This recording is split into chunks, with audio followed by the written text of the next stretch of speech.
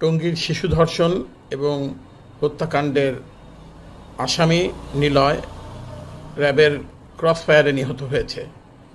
এলাকাবাসী দারুণ খুশি।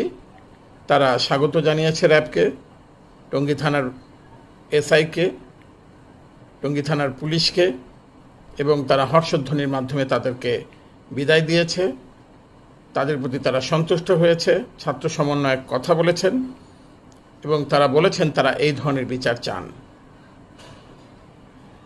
গত 17 বছর হাসিনা রেজিমের সময় র্যাব যে নৃশংস ঘটনা ঘটিয়েছে, বিচার বহির্ভূত গুম খুন হত্যাকাণ্ড ঘটিয়েছে, আয়নাঘরে অমানবিক নির্যাতন করেছে, শত শত মানুষের জীবন কেড়ে নিয়েছে, শত শত পরিবারের গার্ডিয়ানদেরকে তারা অপহরণ করেছে, কারো বাবা ভাই মা এবং শিশুও বাদ যায়নি তাদের এই আয়নাঘরের অত্যাচার থেকে।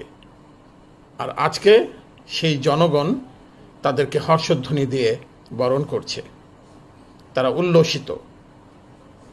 আমরা প্রতিটি অনিয়ম অন্যায়, প্রতিটি ধর্ষণ হত্যাকাণ্ডের বিপক্ষে, এটা যেই হোক না কেন।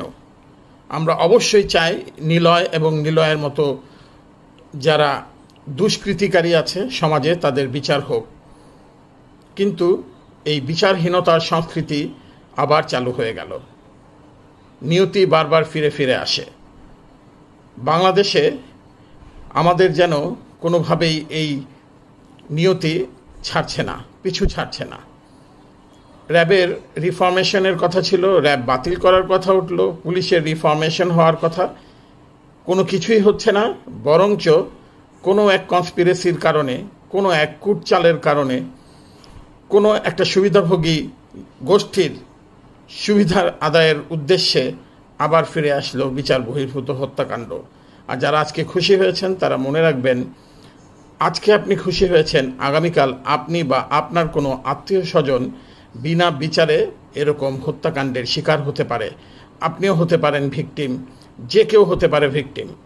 আপনাকে ধরে নিয়ে ক্রসফায়ারে মেরে যে কোনো একটি দোষী সাব্যস্ত করে এলাকাবাসীর সাপোর্ট নিয়ে র্যাব পুলিশ হয়তো তাদের হারানো ইমেজ ফিরে চাওয়ার চেষ্টা করতে পারে, কিন্তু এটি কোনো পদ্ধতি নয়, এটি কোনো সিস্টেম নয়।